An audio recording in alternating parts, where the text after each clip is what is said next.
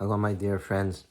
The entire world is appalled and enraged about the invasion of Russia into the Ukraine, unprovoked war.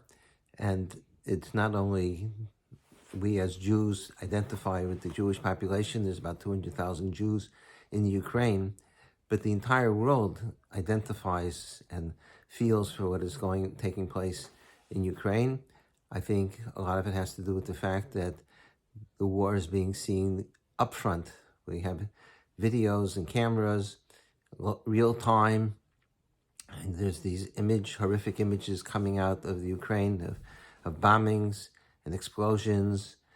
Today, the nuclear plant in the Ukraine was bombed and is on fire.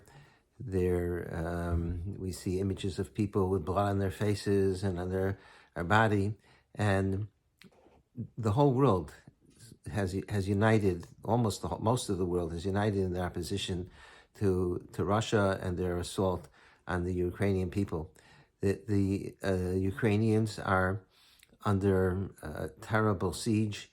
You can imagine people are escaping for their lives, running from their homes, displaced, no food, no place to go, no clothing. With a little suitcase, they've had to go to safer areas where there's less fighting. And you can imagine how tremendously unsettling this all is. And there's hundreds of people that have been killed, and many more have been wounded. So it's really a horrific event that's taking place.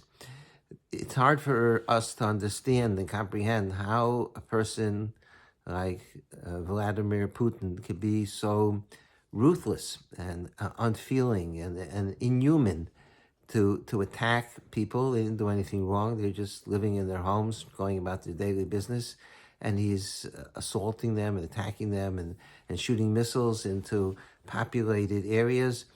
What type of person is he? He looks like a human being. You see his picture, but he's not behaving like a person that has even an ounce of emotion within him. And it's hard for us to even grasp how a person could be so unfeeling, just shooting missiles and watching I'm sure he sees the same images that we see, people getting killed, and he just keeps on shooting more and more and threatening and hoping to overtake the country. So the profile, though, of this type of personality is not new. There have been plenty of evil people throughout history, plenty of evil rulers and kings and despots. The paradigm for this type of behavior is that of Haman HaRasha, that we're going to be reading about soon on the Yontif of Purim. Haman, you could ask the same question about Haman and about Achashverosh. What, are they human? Haman is upset that Mordechai refuses to bow down to him. So Haman wants to kill Mordechai. All right, we can understand his ego was on the line. But not only does he decide he wants to kill Mordechai, he's going to kill every single Jew in the entire kingdom. And as he himself describes it, it's going to be Lahashmid, Laharag, Lahabed. He asked Achashverosh that they should write a letter saying that they should kill and annihilate and destroy Kol HaYehudim, every single Jew, Minar Vad Zaken, from child to adult, to old person, Taf v'Nashim, the infants and the women, Biyom Echad. All these people, who knows how many millions there were, they'll all be annihilated in one day, maybe by the sword or other methods that they had. On the 13th day of Adar, everybody would be annihilated. And you could appreciate how little feeling Haman has for what he's doing. It's because Haman is upset about his own kavod, so he wants to kill Mordechai, but by extension he decides the Megillah says it wasn't enough for him that he should just kill Mordechai. He had to kill all the Jews. And does he have any qualms about it? So the Megillah says that the letters went out throughout the country that they're going to, this day of execution is going to take place on the 13th day of Adar, and So it says Hamela v'Haman yashru l'shtos. So when this was finalized, Haman and Achashverosh retreated into the palace, and they drank. They had a party. They were celebrating. For Ir Shushan Navocha, there's the contrast. Shushan is overwhelmed. Shushan is bewildered. People are walking around in the days. Why is this happening to us? Our lives are going to come to an end. And Haman and Achashverosh are having a party. So what indeed is and it's the same behavior as Putin, that he's murdering innocent people. He doesn't care. He just keeps on, he persists, and the whole world is angry, and there's sanctions and resolutions and criticism. He's totally indifferent. He's like a brick wall, and he continues doing his thing.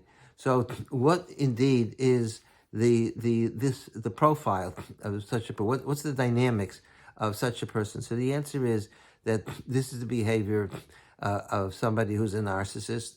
That a narcissist is somebody who's totally egocentric. The only person in the world that exists is themselves. Nobody else exists. There's no other reality outside of themselves. They're the whole world, and whatever they want is important, and whatever they don't want, it's irrelevant. And when they want something, it's overshadows everything else even the things that they had. It says in the Megillah that when Haman came home after parading Mordechai in the street, so he meets his wife and his family, and he boasts to them about all his wealth and how important he is, and that Esther only invited him to the Mishta and nobody else. And then he says, nonetheless, but all this to me is worthless. It's nothing. It's not worth a thing. Why? When I see Mordechai and I hate him so much, everything that I have is of zero value. And that's the profile of an egocentrical narcissist, that everything centers around him. And when he wants something, nothing else matters. He got all this wealth and all this prestige and everything, but nothing is worth a penny to him, or a pruta, because he's waiting for the day when he's going to execute Mordechai, who refuses to bow down to him. That's who Haman is. And that's the behavior. That's Putin. He's just focused on what he wants. We don't even know why he's invading the Ukraine. Maybe because he wants to restore the global reach of the USSR, of communism. He wants to return it to its glory of 30, 40 years ago. And this is his way of expanding his kingdom. But be as it may, he's unflinching, and he's unfeeling, and he's uncaring. He just continues on his evil design. There's a contrasting personality in the Torah, to similarities in a contrasting way, and that is Avraham Avinu. When God told Avraham, "Scharcha harbe mod," your reward is tremendous. You get so much schar for the things that you've done. So Moshe Rabbeinu says, Hashem Elokim, Matitein li. What could you give me? Big deal. You gave me all these things. I'm famous, and I'm wealthy, and everybody comes to talk to me. Matitein li. It's like Haman, who said, well, it's worthless. So Avram says also, it's of no value. Matitein li. V'anochi hole chariri. Why is it no value? Because I'm childless.